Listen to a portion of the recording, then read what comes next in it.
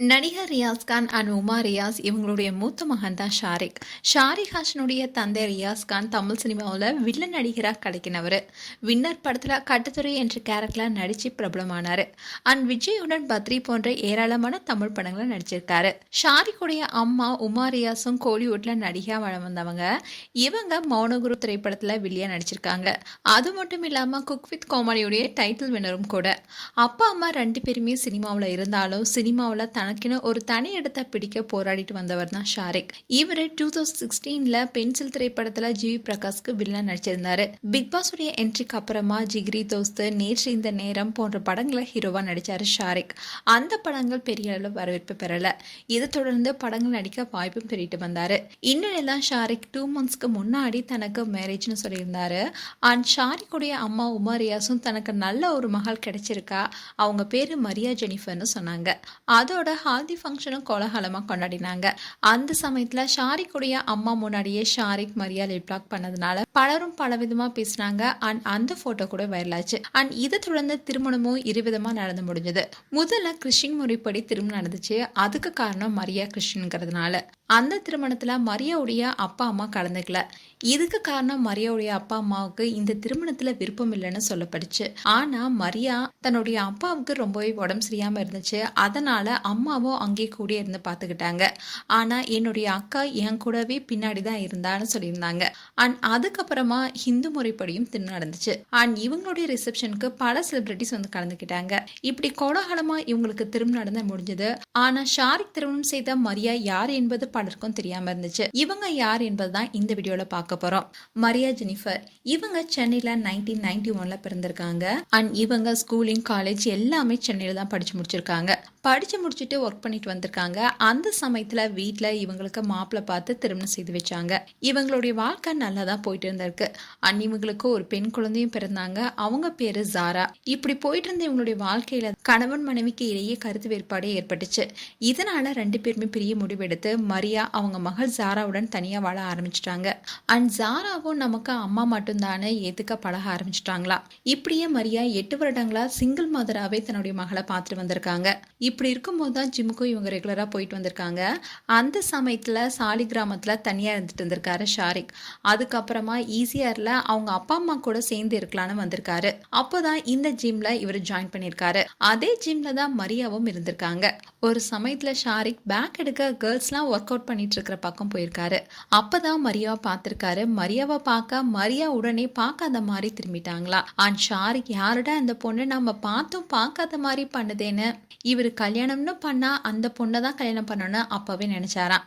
அதுக்கப்புறமா சில பர்சனல் ஒர்க்லாம் இருந்ததுனால ஜிம்க்கு போக முடியலையா, மரியாவும் பார்க்கணும்னு அவருக்கு தோணலையா. அப்படி இருக்கும்போது தான் உமா ரியாஸும் ஷாரிக்கும் ஒரு ஹோட்டல்ல சாப்பிட போயிருக்காங்க.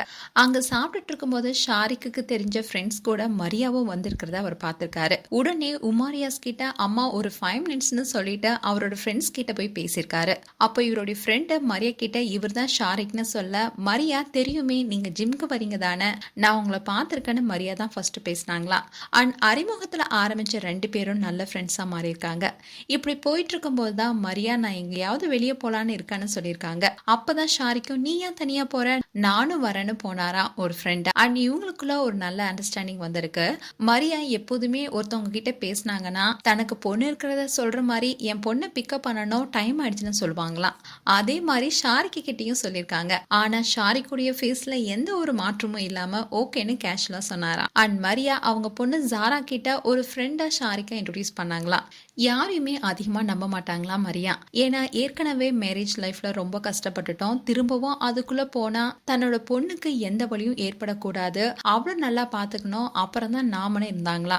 மரியாவுடைய பேரண்ட்ஸ்லாம் கூட எவ்வளவோ கம்பல் பண்ணாங்களா நீ மேரேஜ் பண்ணிக்கோன்னு. அப்பெல்லாம் நான் என் பொண்ணு மட்டும் தானே வாழ்ந்துட்டு இருந்திருக்காங்க.